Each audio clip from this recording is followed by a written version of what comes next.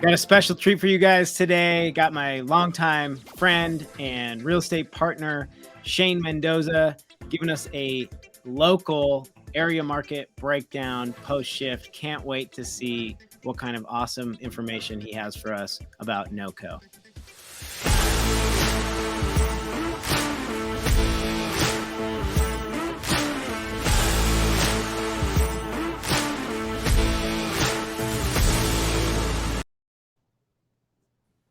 What's up, Shane? How you doing, buddy? I'm good, Tim. How you doing, man? Real good. I just want to tell you about my buddy Shane. Shane comes from a long pedigree of real professionals. Not only is Shane a realtor, his brothers are realtors, mom's a realtor. They have been doing real estate in Northern Colorado for decades. Shane is way ahead of the curve. Anytime I have a question on that local market, trends, things that are shifting, I call Shane because he's got his finger on the pulse way before the major shift starts to happen. He's an expert. He is a wealth of knowledge, and I'm so excited to have him on today. Welcome, Shane. Thanks, man. That's way too good of an intro for me there. I don't deserve that, but I'm happy to share as much info as I can. Tell me what's that? What questions you got, man? Yeah, so tell me how long you been doing real estate? I've had my license since 2014, and then I was doing that part time out of college and getting into the fire service, and I'm back in it full time with my mom. So her and I are pretty much partnered up, and my youngest brother just got his license. So it's the three of us all working together right now. So it's how'd that conversation go? When was it mom saying, "Hey, I think you should get your real estate license," or how did that shift happen?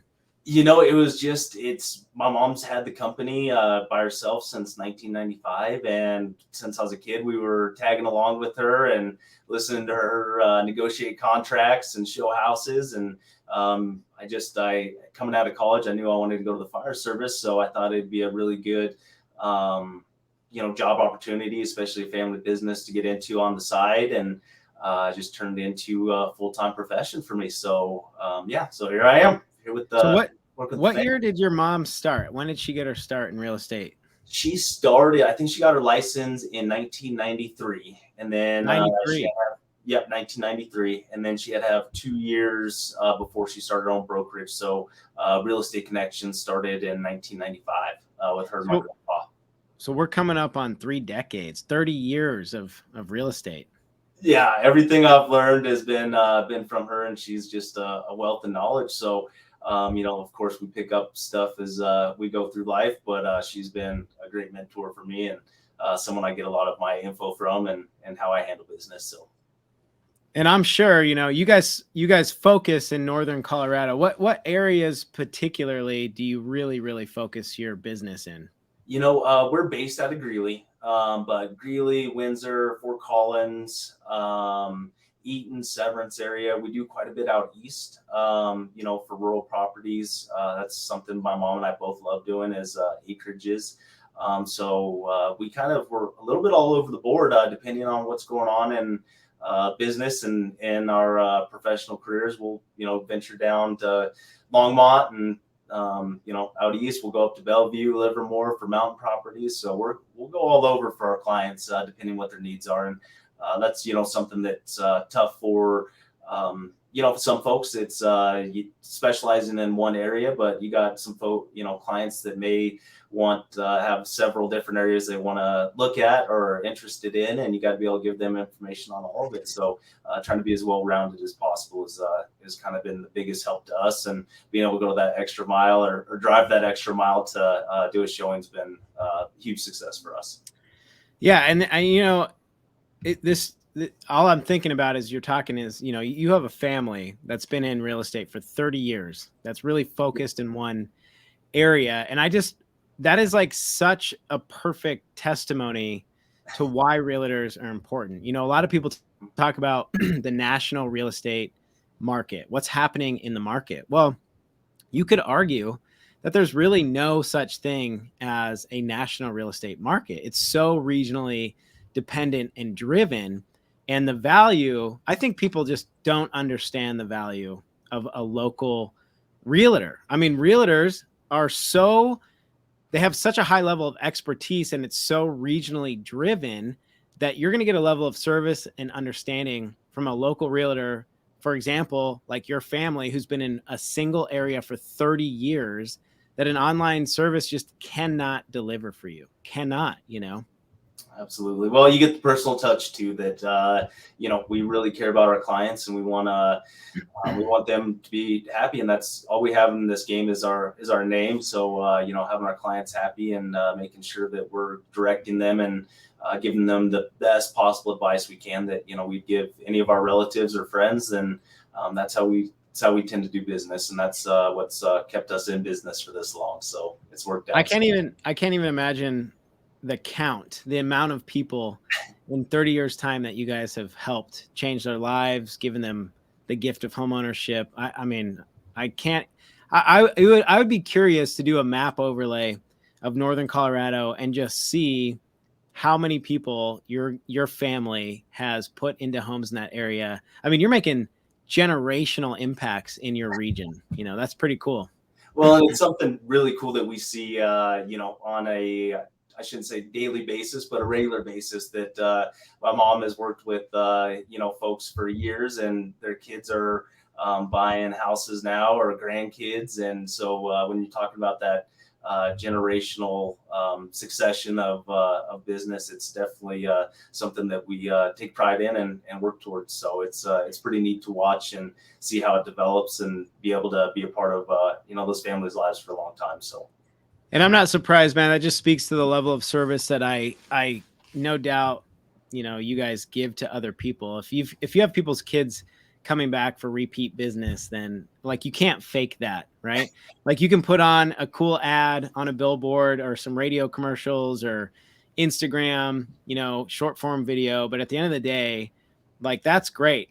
But what's the repeat traffic? And a true testimony to a business is one that has weathered market cycles and have clients that are referring their kids and grandkids back to you. So kudos to you, man. I'm not surprised at all. Well, I appreciate it and excited for your journey as well, getting into, doing the lending and real estate investment side. And I've been watching a lot of your podcasts and your clips on social media and just love what you're putting out there. So I'm just super proud to be a friend of yours and feel lucky to be on here with you today. So, dude, listen, we're both in the same business, man. We're just, we want to empower the people. We want to put the information out there and help them, elevate their lives, take it to the next level and change their lives. And that's really what made me fall in love with real estate is I saw the potential, how much power it has to change people's lives. And we are really, truly doing that. We're changing people's lives. So, but listen, I wanted to get into your level of expertise, your specialty. I want to talk about Northern Colorado. I want to hear about some trends that you're seeing that maybe you weren't seeing a year or 2 years ago, and even, things that you've never seen before, Okay. So. Yeah, I think, everybody's felt everybody in the real estate business or lending has felt the change in the market recently, and higher interest rates is obviously one of the biggest significant changes recently. But that has led to a slowdown on the housing market. So houses are sitting on market a lot longer. We are seeing all the time that prices are dropping, coming down, and this is on a day-to-day basis. It's not something that we have seen over the last few months, but it's been very drastic in the last couple months here, at least in Northern Colorado. And so we're seeing houses sit on the market a little longer. We're seeing buyers hanging tight. We're not getting as many phone calls right now for people looking. The interest rates are going up. One of the other trends I actually spotted the other day was, that we've had a couple phone calls from. We advertise through Zillow quite a bit, and so we get a lot of calls from families just looking. And one of the things that I've seen a couple times now in the last few weeks is families or couples that aren't married, or families or friends looking to buy a house together. And I think that just goes to show that the prices have increased, and that the availability for someone to purchase a property on their own or wait till they are have a family, or if they're single to be able to afford it by themselves, whatever the situation, to be able to make it work, that people might be trying to push it a little bit more to make it work with someone else. And that brings up, some lending questions and some mortgage questions there for someone like Tim to answer. And there's some problems that we're seeing is, or foreshadowing, I should say, is that when you get into a mortgage, obviously you're locked in, both names are locked into that mortgage, and it's not easy to just get out of.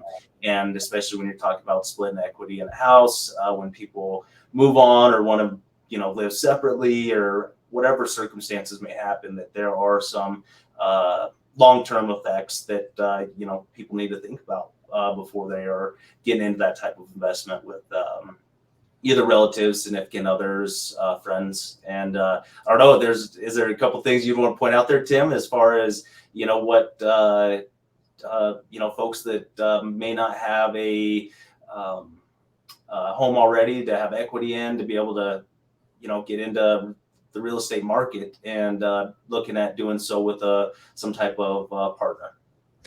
Yeah, this is super interesting. You and I actually had a phone call last week, I think, about this exact same scenario, where we were kind of just strategizing and trying to game the best plan for our buyers. Because what happened in this situation was, it was a brother and a sister. They got into a house together, so they were related.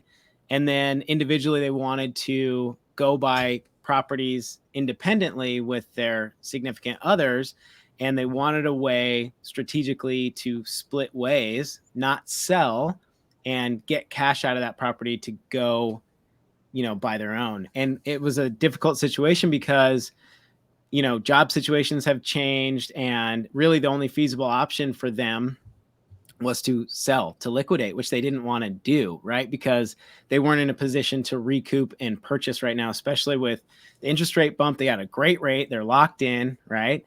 And so it's kind of like we're in this situation of, well, what do we do? You're in a rock and a hard place. And we always grew up, at least I grew up with people pounding it in my brain, like, you never buy a house with someone unless you're married. I don't know if that's what your mom told you. Absolutely. But, I think times are changing, and I think that we need to be open to the change. And the truth of the matter is, you know what? We have to find solutions at different parts of the market that fit our need.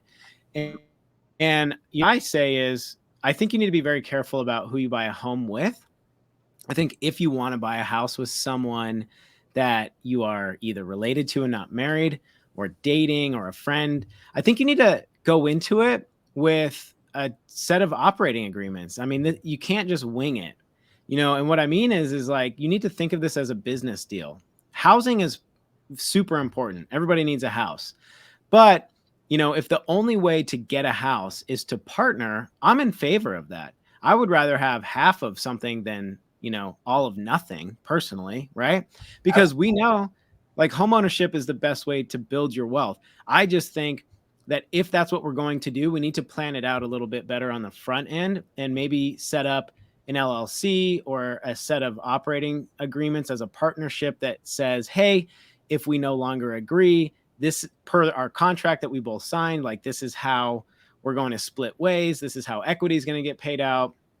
If one person wants the house and one doesn't, here's what's going to go down. And I think if we just have clear understanding of that on the front end, I don't see a problem with it. I think it can be a powerful tool. What's not good is just shooting from the hip, and then you get into a disagreement and you have, broken relationships because you didn't have the forethought. And I think that every relationship we enter into, especially a partnership with something like real estate or money, you should plan for a breakup.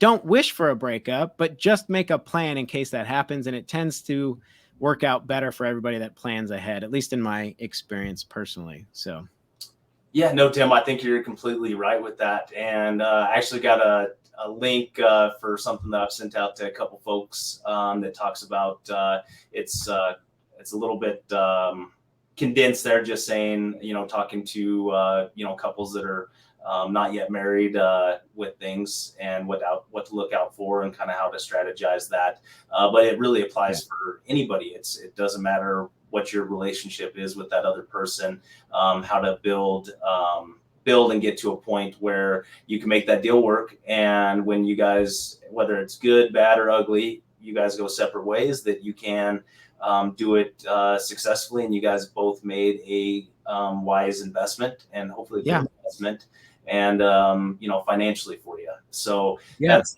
but I think with the market the way it is, interest rates going up, house prices, they are coming down, but that's taken away a lot of buying power. So I can definitely foresee a lot more families moving in together, couples buying together, friends buying together. And it's just something that there is the lending side, the banking side isn't quite set up for those types of transactions.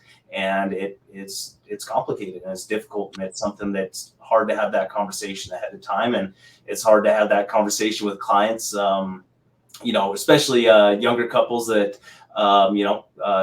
everything's rose-colored glasses, as they should be. And, you don't want to be the bad guy to say, hey, we need to prepare for this, but this is something to think about. And, but at the same time, I feel like that's our job, is to protect them. So, with our clients and our people, and, our friends and family and everyone, to say, hey, this is a business transaction at this point. We got to think about this financially and look at all the possibilities of this, and what you need to do to prepare for those possibilities, and what the outcome would look like. So, and maybe it'd be, what would be interesting is if we bring in, maybe we should get an attorney in and just ask them some questions on, like, hey, how do we structure agreements and implement this into our business? Because we have, the market's shifting. Yep. And prices are more expensive, and younger kids are having a harder time buying.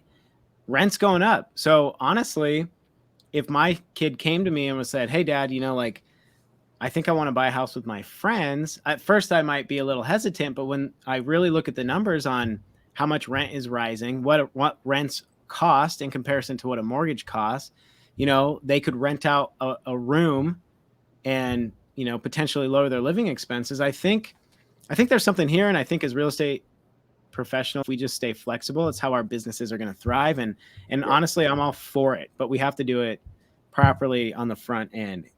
You mentioned prices coming down. Yep. So tell me, what are you seeing in the price side in Northern Colorado?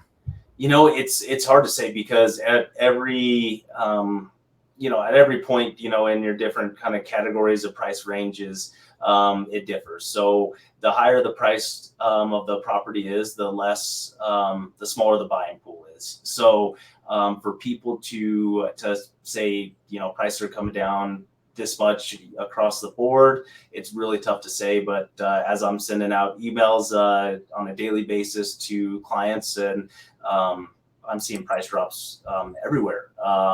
And some of it is, people are getting anxious with how many days the property's on market. They, just 3-4 months ago, it was unheard of that a property was on the market, more than 4 days. And now we're looking at an average of, I think we're up to like 15 days plus right now. I saw the national average just crept up to 23 days on market. Yeah.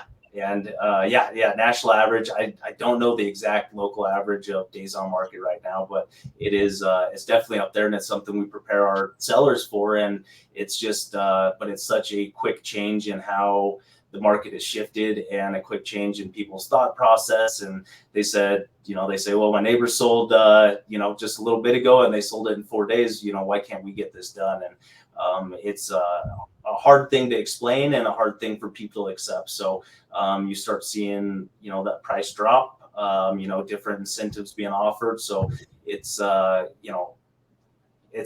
a tough time to sell. It's still a good time in the market, I think, no matter what, with things. So, whether you're a buyer or seller, I think we're still at a decent time comparatively to where we've been, 10 years ago. So we're still moving houses quicker. The prices are still way up there. The interest rates are relatively high, but in comparison to past market trends, they're still not too bad. So it was a quick change. And we've seen some actually pretty good relief this week in interest rates. We rates have done pretty well actually this week. So a little volatility, little volatility, but I think honestly, I think this is a great time. There's a ton of opportunity, a great time to buy, right? And Yeah. I think that it's so important. We need to move with the market. We need to be flexible and fluid. I think people that are going to die are people that have their expectation in something that no longer exists. The old market's dead. It just is. I'm sorry. I'm sorry that you're upset that it's dead, but it's dead. It's dead. And 2% interest rates are gone. And hallelujah. And I'll tell you why. Because, do you want to make 15 offers on a single house? No. How many times have people, a year and a half ago, a year ago, they go to make an offer and get beat out by $100,000 all cash offer. And now people are settling for their 7th, 8th, 9th, 10th house. You think people want to live in the house number 10 that they choose? Or do they want that one? That's the one I want to live in, And so I think today, with rates that are still incredibly good,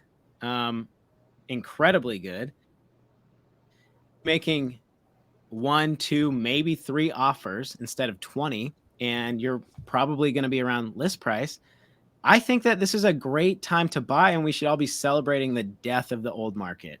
We should celebrate it. And not only that, but right now we're in this like unique window where I don't know about your buyers, but my buyers are getting concessions left over right. And you know what we're doing with these seller concessions? We're buying down their interest rates. We are covering closing costs. We're paying off PMI on the front end of the mortgage.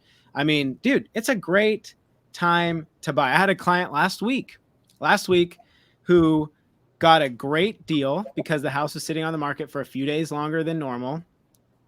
Normal, I mean, like in the past couple of years. Yeah. The listing agent freaked out, listed it for a reduced price. They negotiated an agreeable price. He asked for a $12,000 concession. We used half of it to pay his closing costs. The other half, the interest rates that day were pricing at 5.625.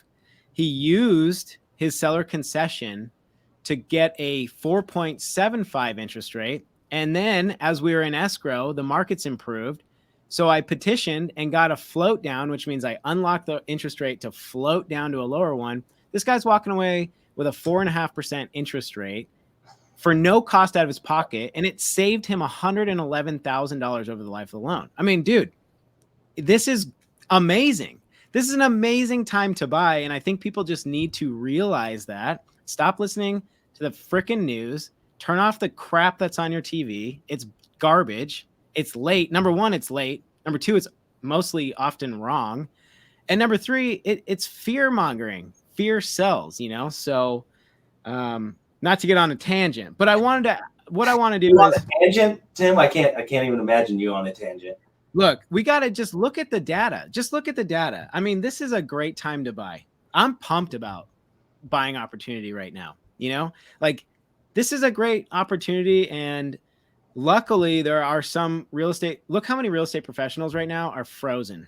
They're like, we're going to die. Business is over. The world's going to burn. Real estate's dead as we know it. Dude, there's so much opportunity out there. There's so much opportunity.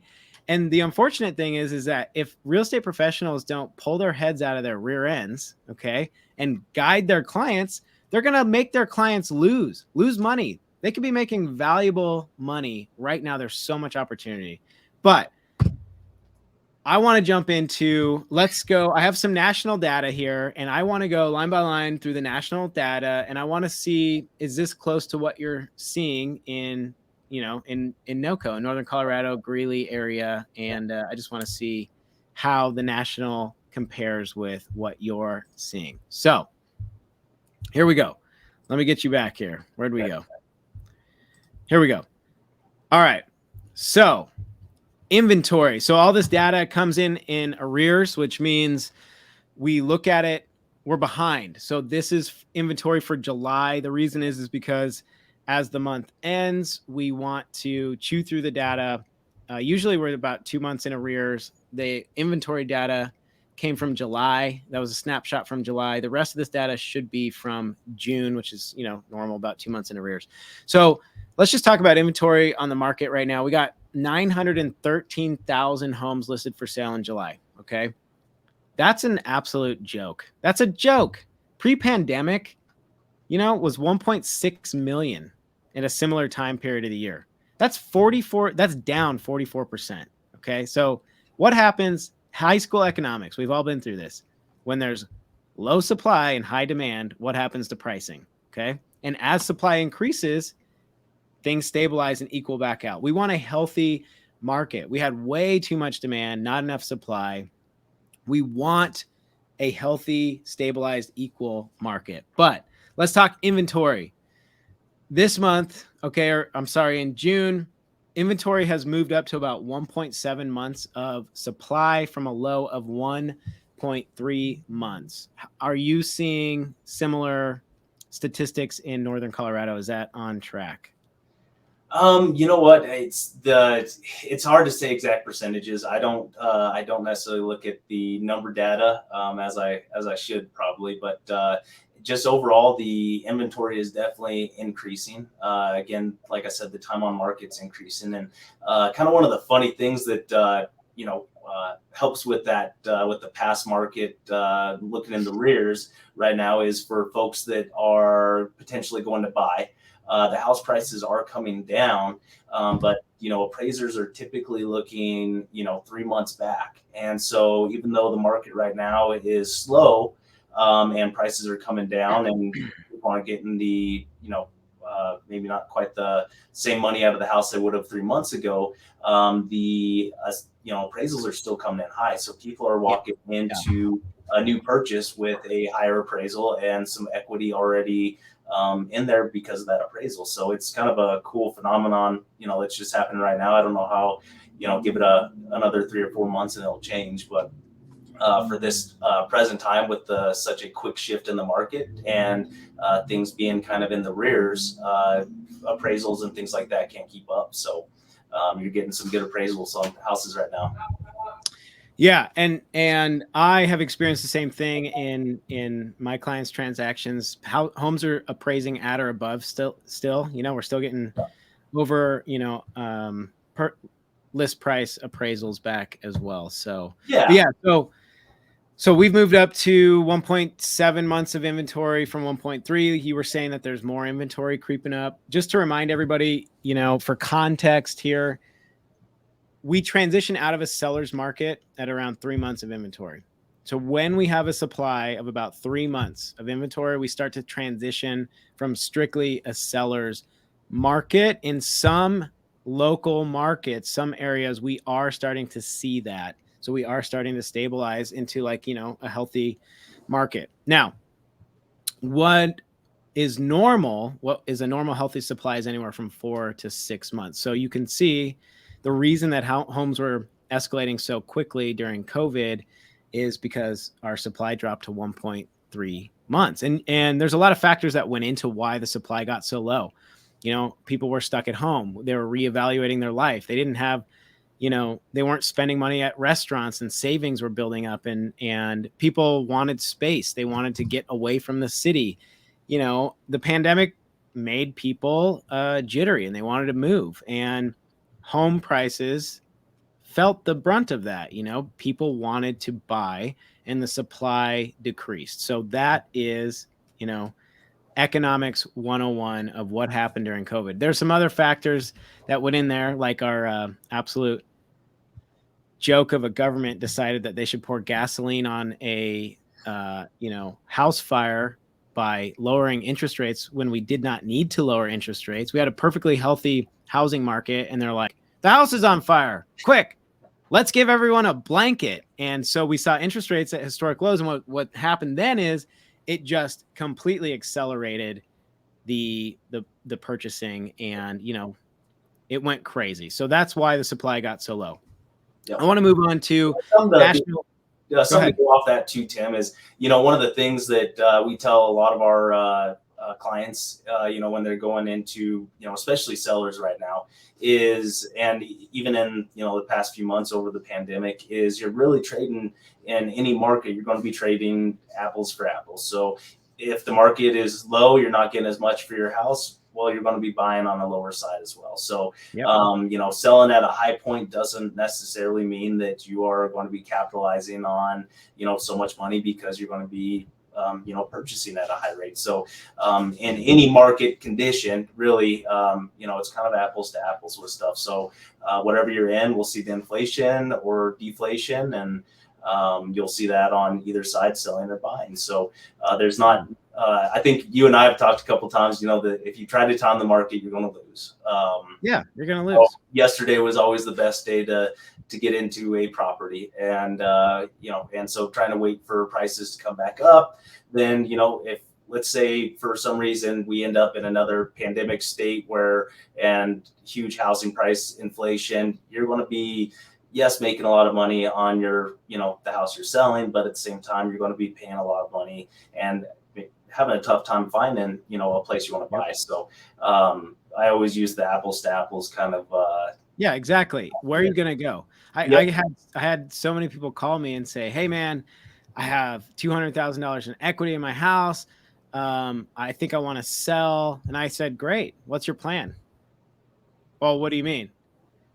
What I do when you sell, because you're selling because you lost your job and you think you want the money in your house to go, live on. You think you're going to have a fat bank account and you'll just exchange a small portion of that for a house. But I hate to tell you, you're going to spend all of that money trying to get back into housing if you get a house, if you get one, So, yeah, sure. Sell high with a lot of equity. You're going to go spend high too, unless you wait. But in the meantime, you're just renting and rent's going up and up and up and up. So my philosophy is, I hold real estate. The price doesn't matter if you're holding, right? The only time the price matters is on the day that you buy and the day that you sell. And if you're not selling every 6 months or a year or 2 years, if you hold for a minimum of 5, 10 years, and obviously life doesn't work like that. That's why we have exchanges, right? Maybe you need to move schools or whatever. But as a rule of thumb, everyone who thought that they were just going to cash in on all this equity, I think that they needed a wake up. And so, some people got that. And fortunately, some people held on. But let's talk about days on market. So national days on market has upped to 23. You mentioned that you're seeing houses on the market longer these days. Yep. Are you seeing something similar? Yeah, and it just depends. Yeah, and a lot of it depends on price point. So if you're in the $300,000 to $400,000, $500,000 range, more affordable range, bigger buying pool, obviously there's going to be more buyers out there, and days on market's going to be less. But when you get into the upper price ranges of $1 million plus, you're going to start seeing, and we've started to see already, places on the market for 60 days, 90 days, plus. Right. So it's, depending on what pool you're buying in, that definitely changes. So that average is great for a national average or even a local average, but really it depends on what buying pool you're in. Yeah. And you know what? And that's why you being the expert you are, I bet you're just chomping at the bit when you see days on market start ticking up as you're representing buyers, because that is just a bullseye waiting to be targeted. And that's where we really get creative, and we come in and we make a plan together with, hey, this house has been sitting on the market for X number of days. We have negotiating power. We have some leverage. So I think we should go in at this price. I think we should ask for a concession to get closing costs covered. People like us, when we see days on market tick up, we're just drooling with opportunity, because we know we're going to slam dunk this opportunity for our buyers. So to us, this is exciting, days on things like that, those statistics, a good team can make money in any market. You just have to see the opportunity in it. Stop seeing all the fear and junk and start seeing how we make money. Unfortunately, your buyers have a great resource that, guides them through this and isn't fear-based and makes logical decisions, because you've been through some cycles and the signs to look for, where opportunity is, what rocks to turn over. So let's talk about growth. You said that you were seeing some pullback in prices. You're noticing some pullback, and we don't need to talk about specific numbers because all properties different. Like you were saying, the luxury listings in comparison to residential. I think most people listening to this are probably interested in residential pricing, but we have year over year median value down. We have it down what are we at? 3.8%. It went from 15% down to 11.2% this year. That's rough in my head math, so hopefully that's not inaccurate. But what are you seeing? What are you seeing as far as pricing? We seeing some pullback? What are we looking at? Yeah, definitely pull back. It's, and it all depends on the agent seller relationship of how you want to, what your strategy is to market. So, I think a lot of people think that, maybe starting high and, accepting low offers like you might do on Facebook Marketplace or, different sales tactics for other areas in life. There's 3 different sales tactics, really for marketing a home. You list under, hope that you get multiple offers and a bidding war, or at least that was part of it when prices were, when the market was crazy. We list at value and hope we get, at least at value or above, or you list high and, possibly accept something lower and be okay with that. So you're saying things here. Okay, look, I'm listening to you and I'm like, yeah, that's correct. That's super correct. Yep. But here's the thing is, like, if you're working with somebody who doesn't understand these concepts, how many realtors out there who don't know the market, the local market, who don't understand their customer, who haven't been in business for 30 years in a specific area, how many of them are closing their eyes and throwing a dart at how they're going to price? How many realtors do we think, like, there's been a ton of new realtors enter the game in the last couple of years. Okay. Yeah. Pricing is important, and having a strategy is important, and you don't just make it up. You don't just pull it out of a hat. That comes from experience. It comes from local expertise. It comes from knowing your customer, your client. It comes from knowing your market. So what you're talking about is simple, and how you explain it is simple. Yeah. But executing it takes a level of expertise that I think, goes unnoticed and unchampioned, uncelebrated. I think, really good realtors in their local markets, I think people don't truly understand how valuable it is working with a expert in the local market that they live in. Well, I appreciate that. And, it's just one of those things that, we try to give our clients options, and we say, this is what can happen. These are our options.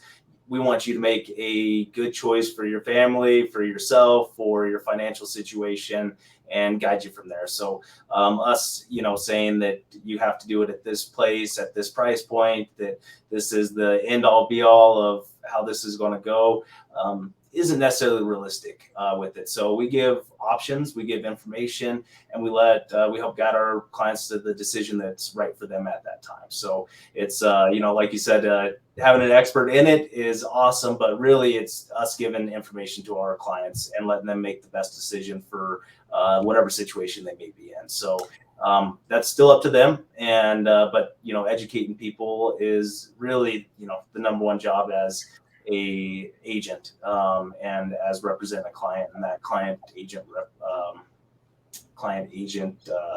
relationship there. So well, you sound like an absolute pleasure to do business with, because I'm like, yeah, I guess you can do that, but here's what the data says. So, and it's one of those things that, you work back and forth, and sometimes it takes, sometimes you work with people that are very set. This is what they want to do. And absolutely, let's do it. Let's give it a shot and see what happens. And that helps us learn too. So, but a lot of times, that we have to kind of pull back and say, well, this is, kind of what's going on. Let's reevaluate our process in this and our thinking. And, and sometimes it's going over information 20 different times with things. So it's, and that's no big deal. It's not something that a normal person does every day. And, maybe they only do it a few times in their lifetime. Maybe they've never done it before in their life ever. So being able to explain the concepts, kind of how things work, and then guide them through it. So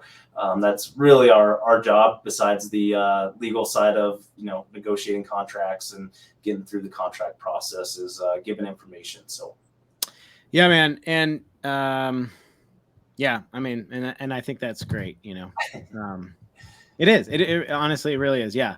Every fail is a learn, right? So you're working with someone who wants to do it their way. and maybe it blows up, but you know what, as a team you guys move on and get stronger, and then you can use it as a reference in the future of like, hey, we've tried this before, this is why you're paying me to be your expert, and we can do it that way, but here's what's happened, and I think this is a better option or strategy. But back to the growth, so how many clients are you seeing that are nervous as prices kind of pull back? Every client we talk to right now is asking us what is going on in the market, what's going to happen. And, we don't have a crystal ball, but every single client we talk to is nervous in one way or another about what's going on in the market and where it's Yeah. And to say we had a crystal ball, we wouldn't be working if we did. There's sure. nothing that we can, say absolute, this is what's going to happen, and you can expect this much growth this year, or you're going to expect this much depreciation, or this is the perfect time to buy. It's all dependent on the client, really, with it. But to guide them through the process, get rid of some of the fear-based knowledge and give them real data, real what's going on in the market, really how this could work for you, how you could benefit from it, like you said, Tim, and making decisions from there. So getting out of that fearful state and that questioning state, and things work out. And like I've been telling clients right now that are that are scared, that it's one, you got the apples to apples analogy. So if you're selling, then your house might be going down to a lower value, but at the same time, the house that you may want is going down in price as well. And then the other side of it, for buyers with the, higher interest rates than they were, there's Tim, 3 different ways it could go. Either the interest rates drop back down, which you can refinance then. They stay the same, and then you'll be ahead of the market on inflation, or they go up, and in that case, then you're at a lower interest rate. So there's really, I don't know if there's a way to lose as long as you're financially in a spot that you can, make a good financial decision on a home right now. So. Yeah. And look, it comes back to exactly what we've talked about before, right? The only time price matters in real estate is the day you buy and the day you sell. So if it makes sense to buy on your monthly budget, you should buy, because otherwise you're putting money in the trash can. You're flushing it down the toilet.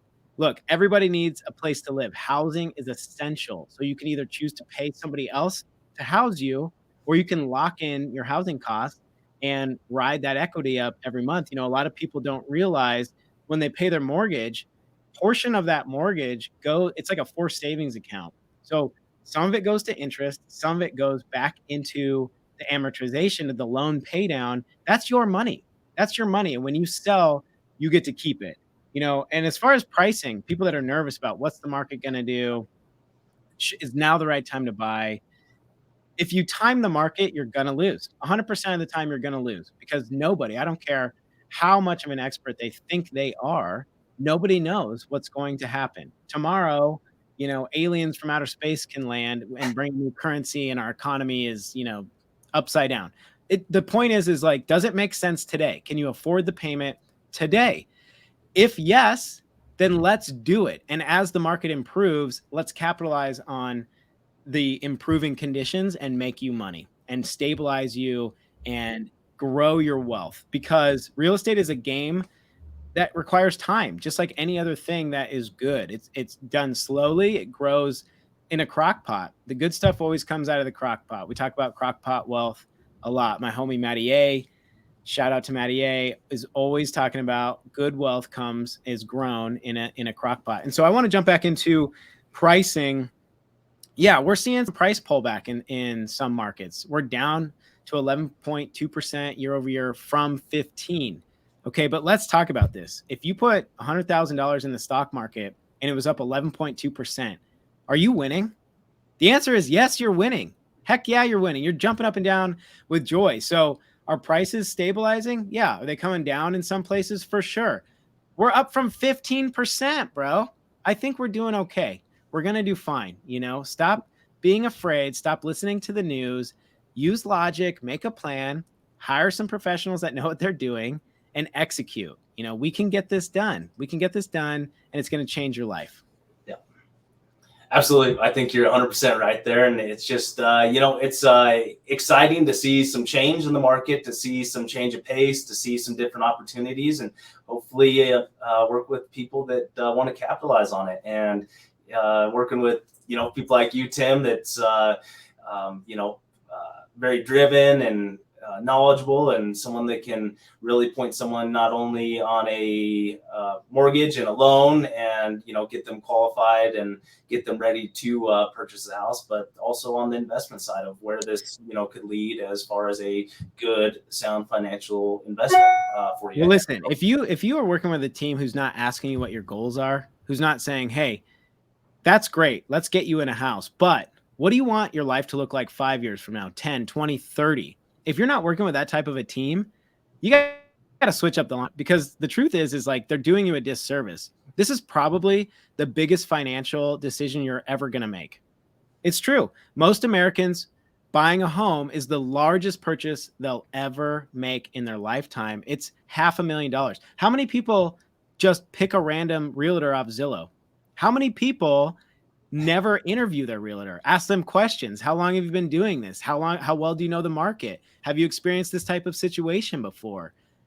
It's mind-boggling. You would never give somebody $500,000 and not ask them a single question. And yet how many times day in and day out do we experience that happening in our industry? And I'll tell you, something that I do, and every other real estate professional should be doing the same, is that's great. Let's get you qualified.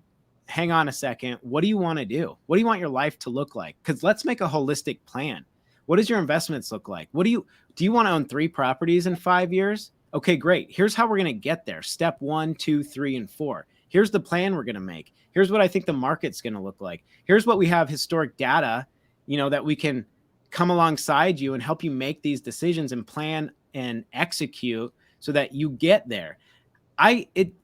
It's insane how many people just close their eyes and hope that they arrive in retirement one day with, their accounts figured out. It's like, dude, open your eyes and steer the car. You're in charge. Like, you can make an impact in your life.